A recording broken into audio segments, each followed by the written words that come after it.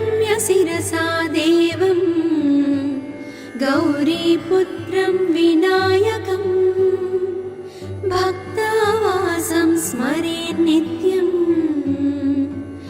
आयुः कामार्थसिद्धये। प्रथमं वक्रतुण्डं च एकदन्तं द्वितीयकं तृतीयं कृष्णपिङ्गाक्षं गजवक्त्रं चतुर्थकम् लम्बोदरं पञ्चमं च षष्ठं विकटमेव च सप्तमं विघ्नराजं च धूम्रवर्णं तथाष्टमम् नवमं फालचन्द्रं च दशमं तु विनायकम् एकादशं गणपतिं द्वादशं तु गजाननम् द्वादशैतानि नामानि त्रिसन्ध्यं यः पठेन्नरः न च विघ्नभयं तस्य सर्वसिद्धिकरं प्रभो। विद्यार्थी लभते विद्यां धनार्थी लभते धनम् पुत्रार्थी लभते पुत्रान् मोक्षार्थी लभते गतिम्। जपेत् गणपति स्तोत्रम् षट्भिर्मासैः फलं लभेत् संवत्सरेण सिद्धिं च लभते नात्र संशयः।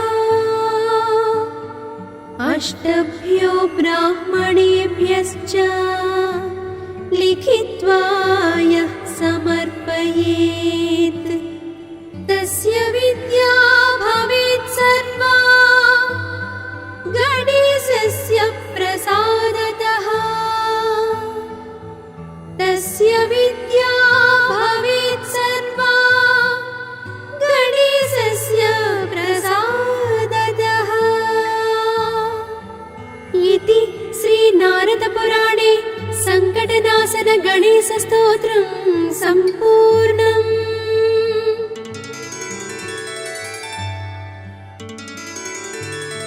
प्रणम्य शिरसा देवं गौरीपुत्रं विनायकं भक्तावासं स्मरे नित्यम्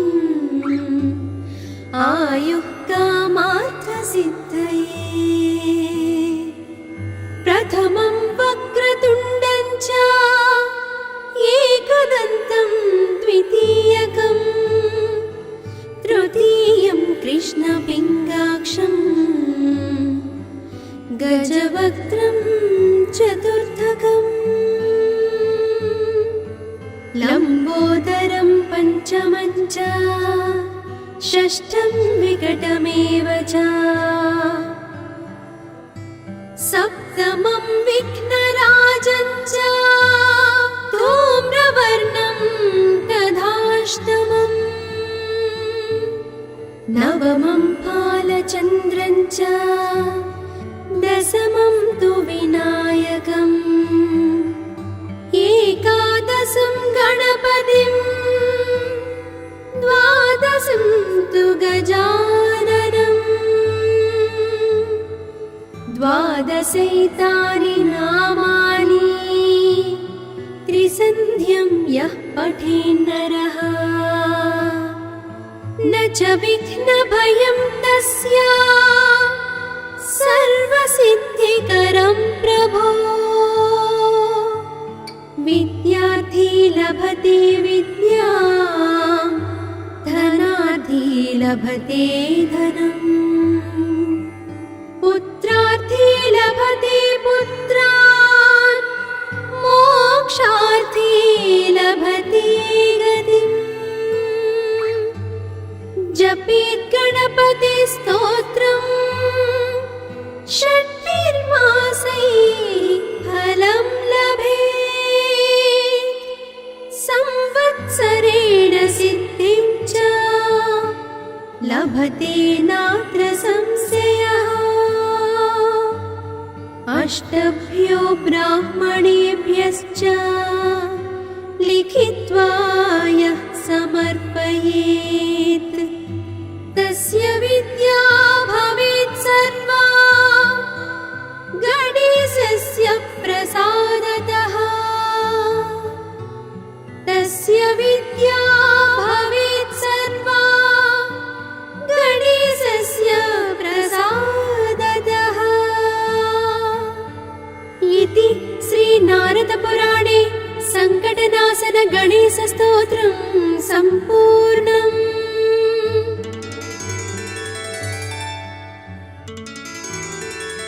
प्रणम्य शिरसा देवं गौरीपुत्रं विनायकं भक्तावासं स्मरेत् नित्यम् आयुः कामार्थसिद्धये। प्रथमं वक्रतुण्डं च एकदन्तं द्वितीयकम् तृतीयं कृष्णपिङ्गाक्षं गजवक्त्रं चतुर्थकम्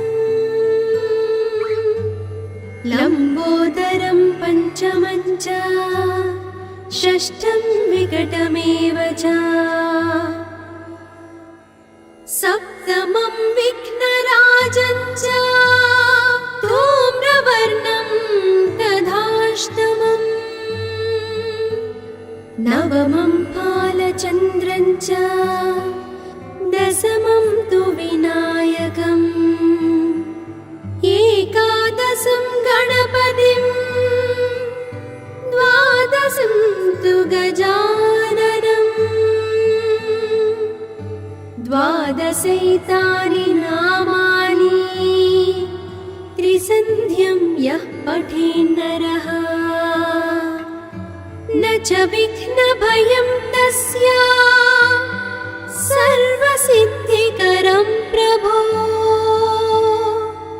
विद्यार्थी लभते विद्यां धनार्थी लभते धनम् पुत्रार्थी लभते पुत्रान् मोक्षार्थी लभते गतिम्। जपेत् गणपतिस्तोत्रम् षट्भिर्मासैः फलं लभेत्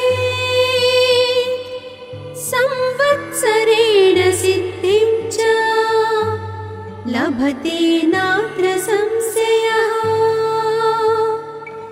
अष्टभ्यो ब्राह्मणेभ्यश्च लिखित्वा यः समर्पयेत् तस्य विद्या भवेत् सर्वा गणेशस्य प्रसादतः।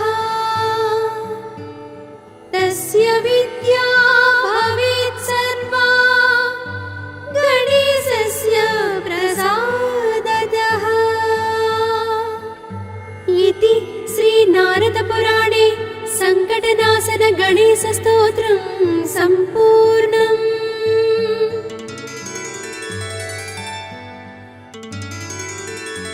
प्रणम्य शिरसा देवं गौरीपुत्रं विनायकं भक्तावासं स्मरेत् नित्यम् आयुः कामार्थसिद्धये।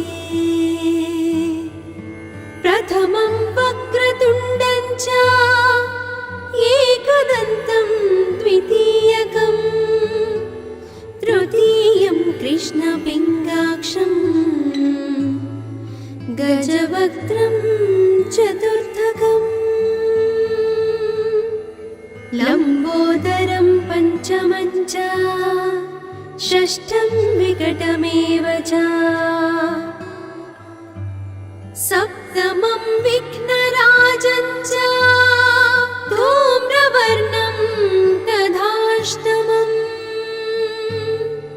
नवमं फालचन्द्रं च दशमं तु विनायकम् एकादशं गणपतिं द्वादशं तु गजाननम् द्वादशैतानि नामानि त्रिसन्ध्यं यः पठेन्नरः न च विघ्नभयं तस्य सर्वसिद्धिकरं प्रभो विद्यार्थी लभते विद्यां धनार्थी लभते धनम् पुत्रार्थी लभते पुत्रान् मोक्षार्थी लभते गतिम्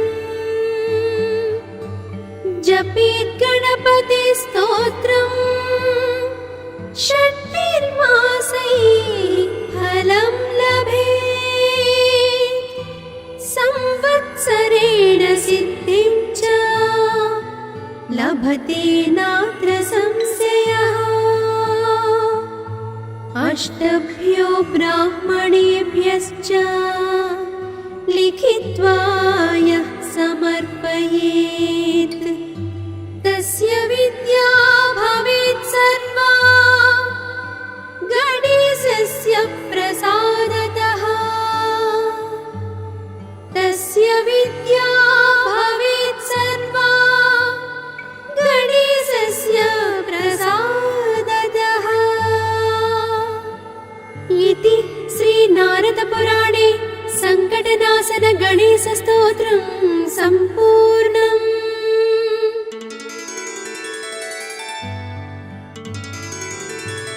प्रणम्य शिरसा देवं गौरीपुत्रं विनायकं भक्तावासं स्मरेन् नित्यम् आयुः कामार्थसिद्धये प्रथमं वक्रतुण्डं च एकदन्तं द्वितीयकम् तृतीयं कृष्णपिङ्गाक्षं गजवक्त्रं चतुर्थकम् लम्बोदरं पञ्चमं च षष्ठं विकटमेव च सप्तमं विघ्नराजं च धूम्रवर्णं तथाष्टमम् नवमं फालचन्द्रं च दशमं तु विनायकम् एकादशं गणपतिं द्वादशं तु गजाननम् द्वादशैतानि नामानि त्रिसन्ध्यं यः पठेन्नरः न च विघ्नभयं तस्य सर्वसिद्धिकरं प्रभो विद्यार्थी लभते विद्यां धनार्थी लभते धनम् पुत्रार्थी लभते पुत्रान् मोक्षार्थी लभते गतिम् जपेत् गणपति स्तोत्रम् षट्भिर्मासैः फलं लभेत् संवत्सरेण सिद्धिं च लभते नात्र संशयः अष्टभ्यो ब्राह्मणेभ्यश्च लिखित्वा यः समर्पयेत् तस्य विद्या भवेत् सर्वा गणेशस्य प्रसादतः तस्य विद्या भवेत् सर्वा गणेशस्य प्रसादतः इति श्रीनारदपुराणे सङ्कटनाशन गणेशस्तोत्रम् स्तोत्रं सम्पूर्णम्।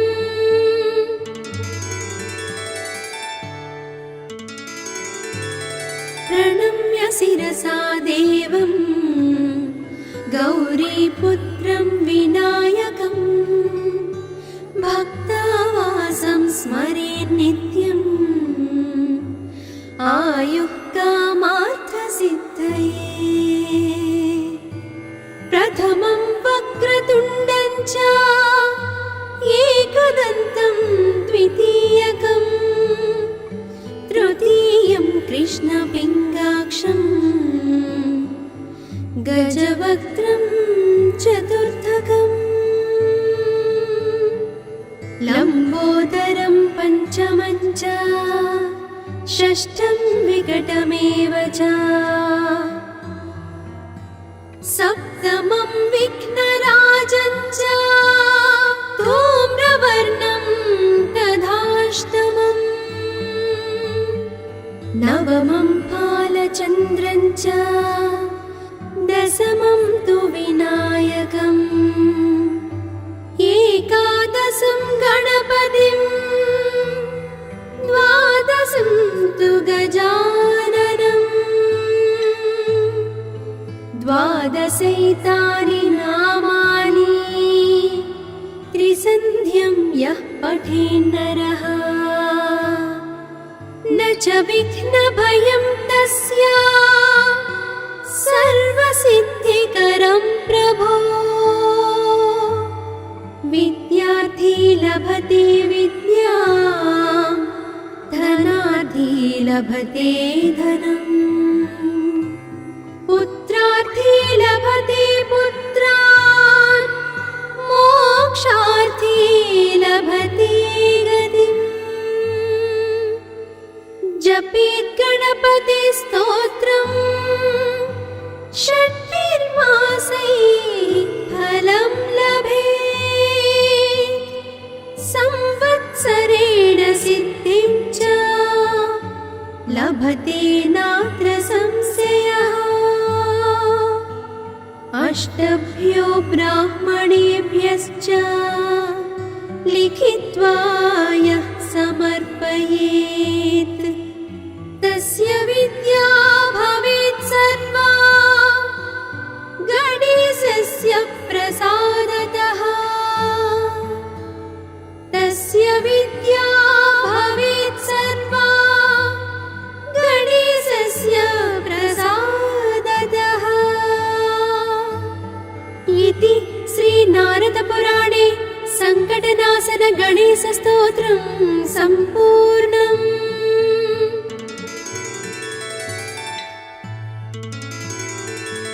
प्रणम्य शिरसा देवं गौरीपुत्रं विनायकं भक्तावासं स्मरेन् नित्यम्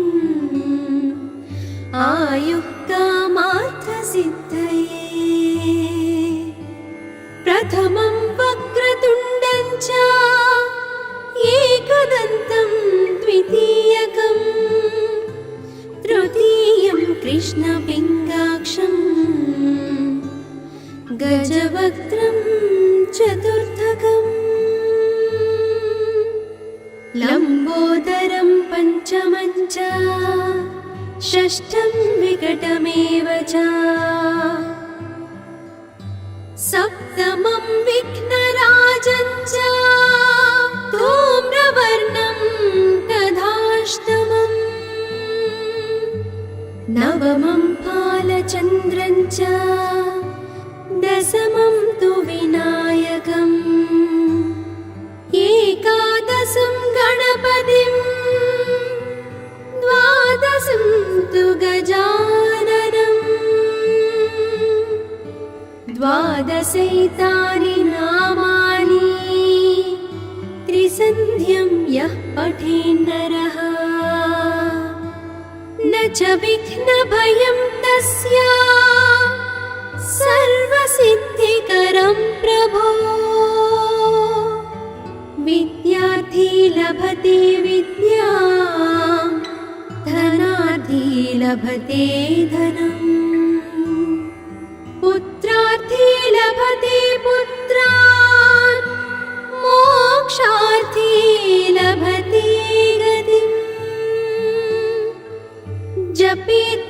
गणपतिस्तोत्रम् षट्भिर्मासैः फलं लभेत् संवत्सरेण सिद्धिं च लभते नात्र संशयः। अष्टभ्यो ब्राह्मणेभ्यश्च लिखित्वा यः समर्पयेत् तस्य विद्या भवेत् सर्वा गणेशस्य प्रसादतः। तस्य विद्या भवेत् सर्वा गणेशस्य प्रसादतः। इति श्रीनारदपुराणे सङ्कटनाशन गणेशस्तोत्रं सम्पूर्णम्।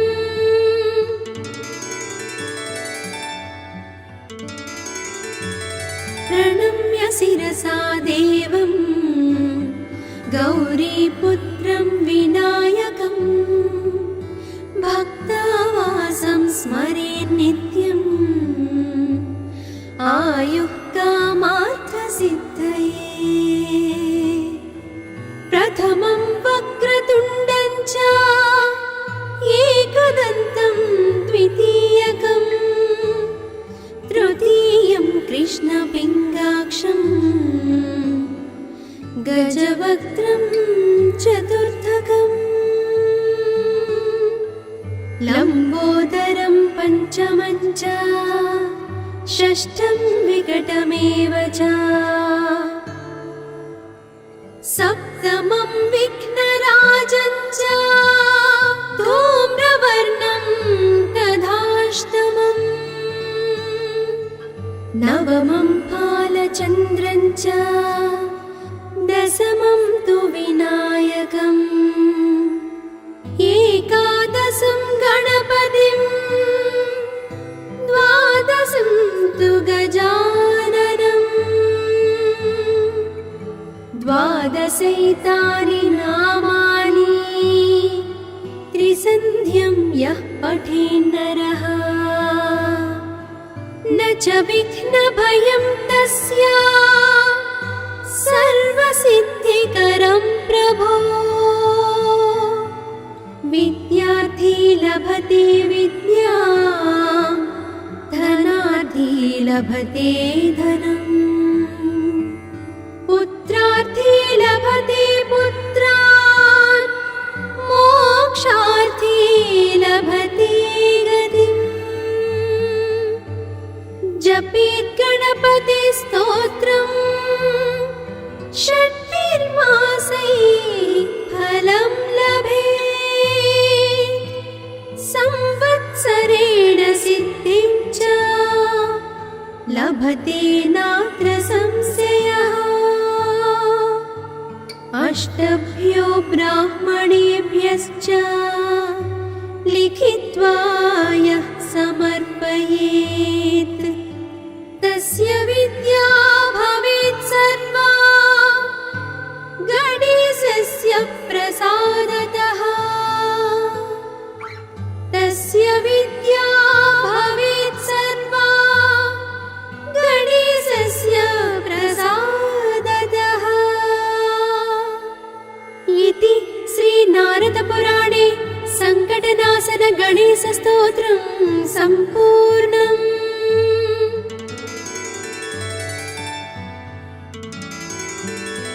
प्रणम्य शिरसा देवं गौरीपुत्रं विनायकं भक्तावासं स्मरेन् नित्यम् आयुः कामार्थसिद्धये। प्रथमं वक्रतुण्डं च एकदन्तं द्वितीयकम् तृतीयं कृष्णपिङ्गाक्षं गजवक्त्रं चतुर्थकम् लम्बोदरं पञ्चमं च षष्ठं विकटमेव च सप्तमं विघ्नराजं च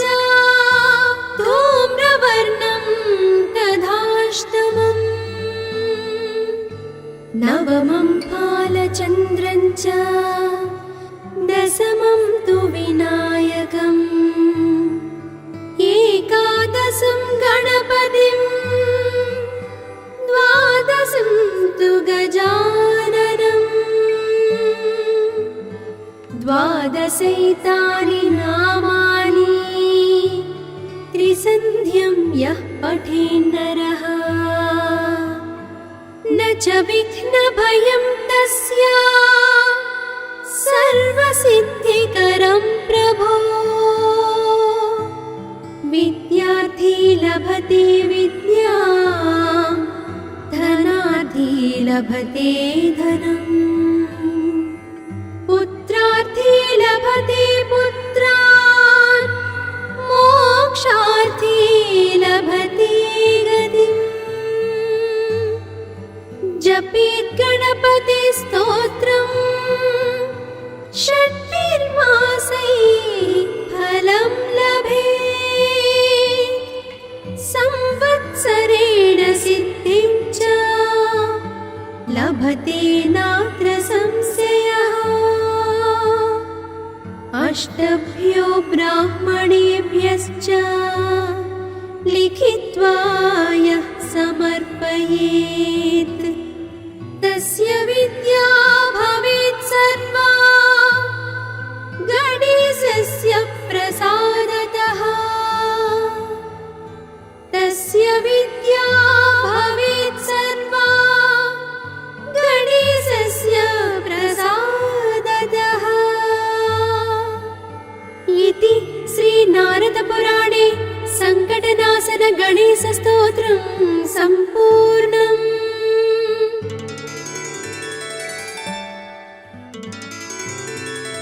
प्रणम्य शिरसा देवं गौरीपुत्रं विनायकं भक्तावासं स्मरेन् नित्यम्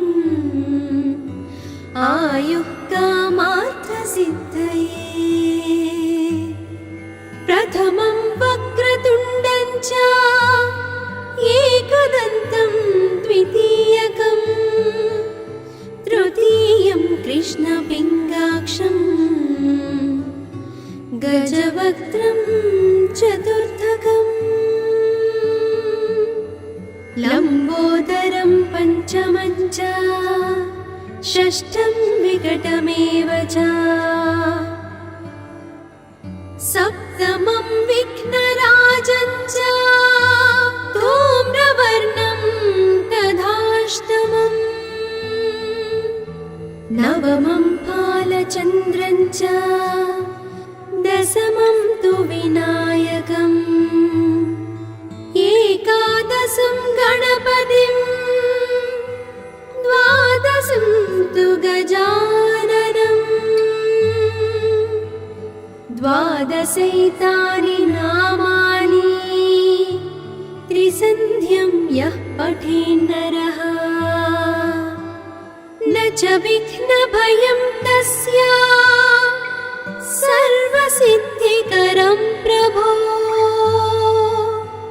विद्यार्थी लभते विद्यां धनार्थी लभते धनम् पुत्रार्थी लभते पुत्रान् मोक्षार्थी लभते गतिम्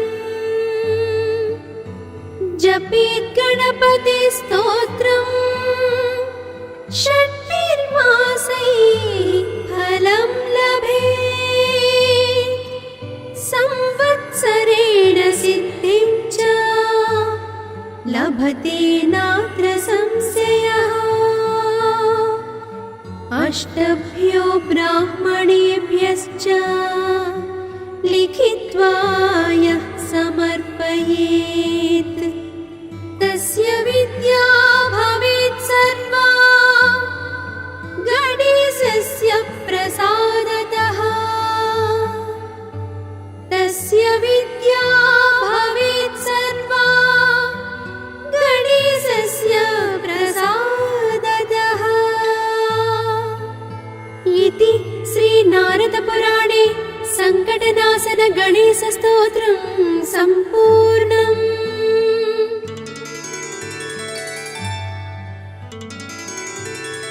प्रणम्य शिरसा देवं गौरीपुत्रं विनायकम् भक्तावासं स्मरेन् नित्यम् आयुः कामार्थसिद्धये। प्रथमं वक्रतुण्डं च एकदन्तं द्वितीयकम् तृतीयं कृष्णपिङ्गाक्षम् गजवक्त्रं चतुर्थकम् लम्बोदरं पञ्चमं च षष्ठं विकटमेव च सप्तमं विघ्नराजं च धूम्रवर्णं तथाष्टमम् नवमं फालचन्द्रं च दशमं तु विनायकम् एकादशं गणपतिम् द्वादशं तु गजाननम्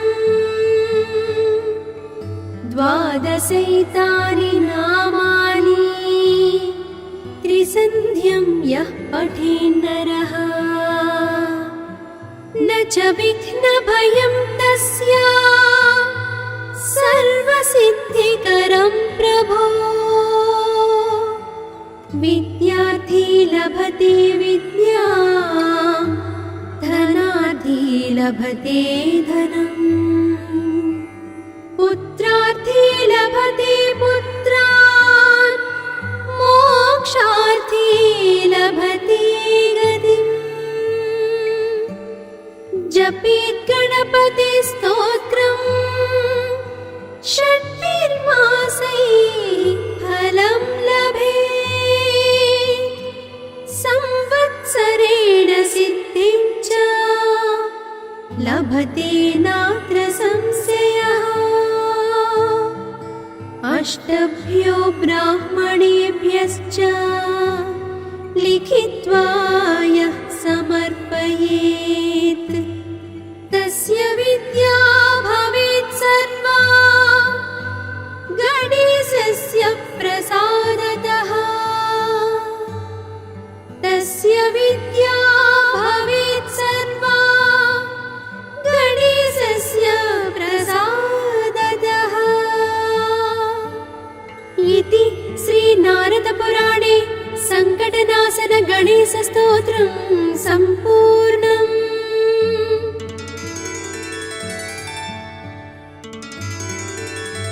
प्रणम्य शिरसा देवं गौरीपुत्रं विनायकम् भक्तावासं स्मरेन् नित्यम् आयुः कामार्थसिद्धये। प्रथमं वक्रतुण्डं च एकदन्तं द्वितीयकम् तृतीयं कृष्णपिङ्गाक्षम् गजवक्त्रं चतुर्थकम् लम्बोदरं पञ्चमं च षष्ठं विकटमेव च सप्तमं विघ्नराजं च धूम्रवर्णं तथाष्टमम् नवमं फालचन्द्रं च दशमं तु विनायकम् एकादशं गणपतिम् द्वादशं तु गजाननम् द्वादशैतानि नामानि त्रिसन्ध्यं यः पठेन्नरः न च विघ्नभयं तस्य सर्वसिद्धिकरं प्रभो। विद्यार्थी लभते विद्यां धनार्थी लभते धनम् पुत्रार्थी लभते पुत्रम्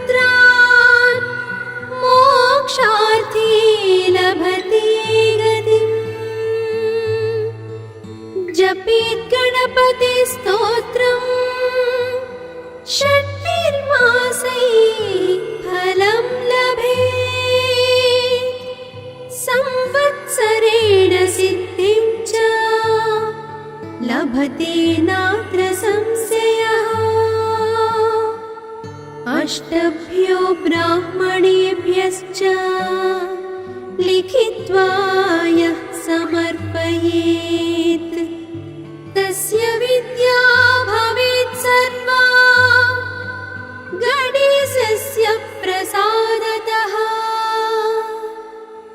तस्य विद्या भवेत् सर्वा गणेशस्य प्रसादतः। इति श्रीनारदपुराणे सङ्कटनाशन गणेशस्तोत्रं सम्पूर्णम्।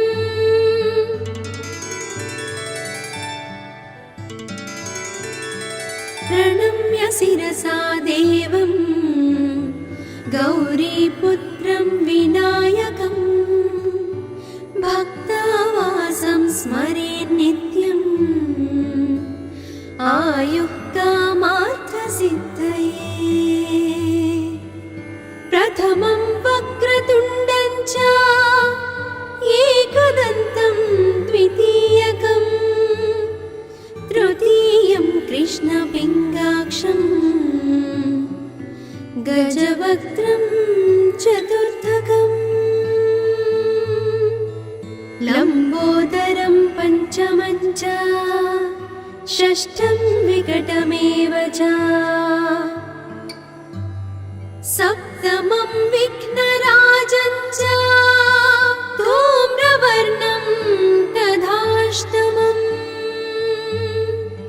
नवमं फालचन्द्रं च दशमं तु विनायकम् एकादशं गणपतिं द्वादशं तु गजाननम् द्वादशैतानि नामानि त्रिसन्ध्यं यः पठेन्नरः न च विघ्नभयं तस्य सर्वसिद्धिकरं प्रभो।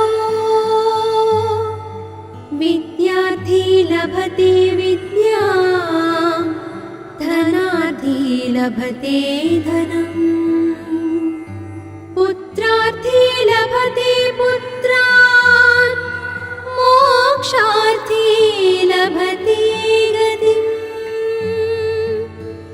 जपेत् गणपति स्तोत्रम् षट्भिर्मासैः फलं लभेत् संवत्सरेण सिद्धिं च लभते नात्र संशयः। अष्टभ्यो ब्राह्मणेभ्यश्च लिखित्वा यः समर्पयेत् तस्य विद्या भवेत् सर्वा गणेशस्य प्रसादतः। तस्य विद्या भवेत् सर्वा गणेशस्य प्रसादतः। इति श्रीनारदपुराणे सङ्कटनाशन गणेशस्तोत्रं सम्पूर्णम्।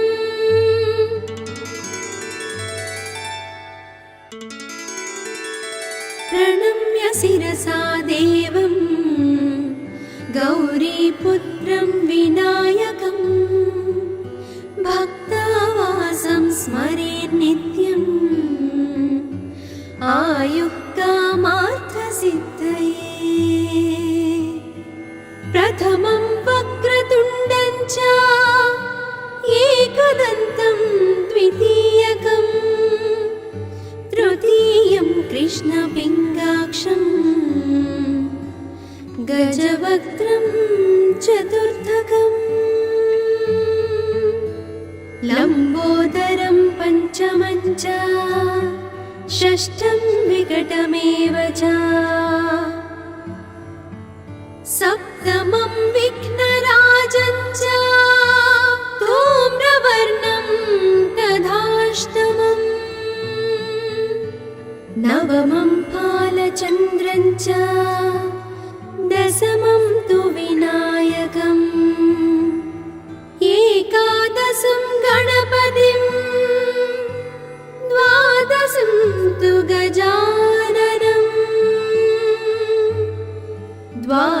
सहितानि नामानि त्रिसन्ध्यं यः पठेन्नरः न च विघ्नभयं तस्य सर्वसिद्धिकरं प्रभो विद्यार्थी लभते विद्यां धनार्थी लभते धनम् पुत्रार्थी लभते पुत्रान् मोक्षार्थी लभते गतिम् जपेत् गणपति स्तोत्रम् षट्भिर्मासैः फलं लभेत् संवत्सरेण सिद्धिं च लभते नात्र संशयः अष्टभ्यो ब्राह्मणेभ्यश्च लिखित्वा यः समर्पयेत् तस्य विद्या भवेत् सर्वा गणेशस्य प्रसादतः तस्य विद्या भवेत् सर्वा गणेशस्य प्रसादतः इति श्रीनारदपुराणे सङ्कटनाशन गणेशस्तोत्रं सम्पूर्णम्।